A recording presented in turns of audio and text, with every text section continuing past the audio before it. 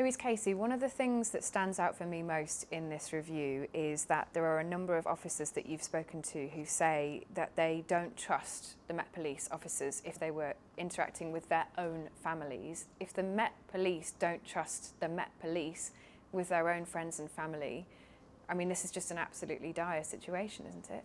Yes, I mean, it is a dire situation. I think the report that I've written, based on such a weight of evidence and a weight of testimony, does really lay bare how pretty difficult it is for the Met in London. And I think consent of us to be policed by the Met is certainly at risk, if not broken. So yes, it's a pretty tough reading report. And actually the Met's own staff and officers, 30% say they wouldn't recommend working at the Met to a family member, and over 54% don't think that they would recommend it to a Londoner. Those are the statistics that need to change within the next 2 to 3 years. How long will that change take, though? Because you say that, you know, consent is broken, there is institutional racism, misogyny and homophobia in the Met Police.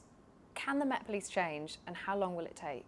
So I think that under new management, the Met Police can change. And I think the arrival, fresh start of the new commissioner, the new deputy commissioner, establishing a new policing board for London chaired by Sadiq Khan himself.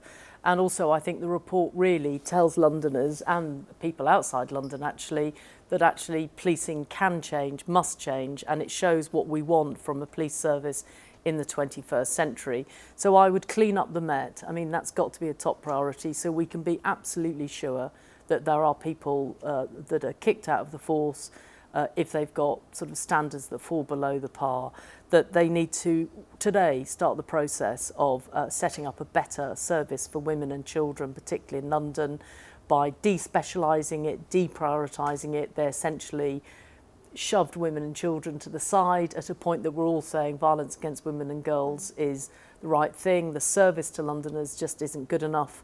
I think then the issues of institutional racism, misogyny, sexism and homophobia, I think there again you could start tomorrow the process of changing that, if nothing else, by actually sorting out racists in their own organisation, as well as how they talk to the women and other Londoners in a much more respectful and proper way. Yeah. There's no humility in the organisation and it needs to be more humble in how it deals with Londoners. This isn't a problem that has snuck up on the Met Police. Do you believe that they have either been ignoring the issues or that they have been in denial? They're in denial, and I think that they think by admitting that there is a problem, that somehow then that will make public confidence drop. Public confidence has dropped because they will not admit to there being a problem, and therefore they won't do anything about it. And that's the thing that needs to shift. If they keep denying a problem, we're not stupid. We know that policing isn't right in London. Every day there's a new media story of an officer doing something he shouldn't be doing. Yeah. You know, we're not making this up, it's true, so they need to accept it and not deny it. Your report suggests that if the Met doesn't make progress, it should be broken up. Is that what you think will ultimately happen here? No, actually I feel much more hopeful, oddly, for such a terribly difficult report. I actually think it's so bad that actually they will see that this is their sort of, you know, moment that it can't get any worse. So how do you create the change that comes out of it? And I genuinely think the new commissioner, the new deputy commissioner, the whole organisation, remember it's the organisation that told me about these problems. Yeah. They came forward and told us. It's their research, their evidence. Yeah. So I really hope this time round it's laid bare and they will change it.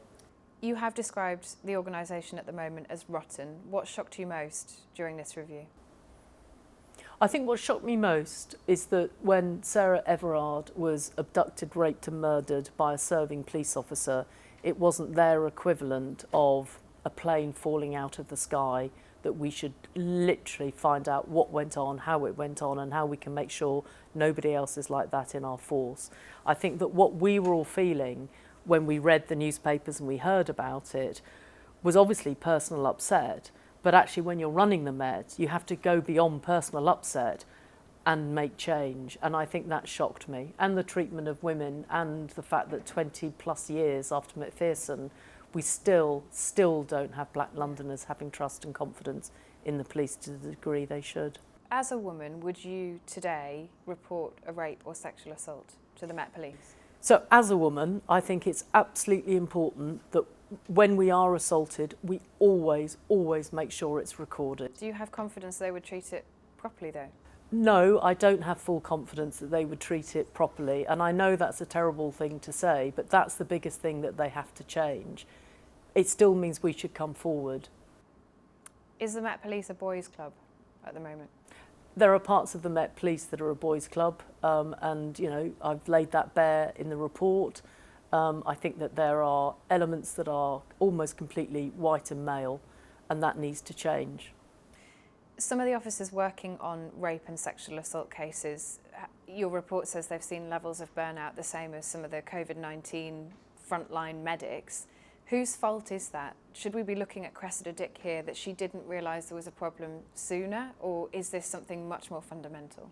I think it's more fundamental. I think that during a period of austerity, the cuts to the Metropolitan Police were very significant. They were to policing overall.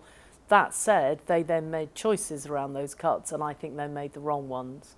And one of the ones they got wrong was their treatment of their public protection services, where I think essentially they deprioritised them, denuded them, and made them kind of second-class policing for women in London. Is London safe? Are there more Wayne Couzens in the Met Police at the moment?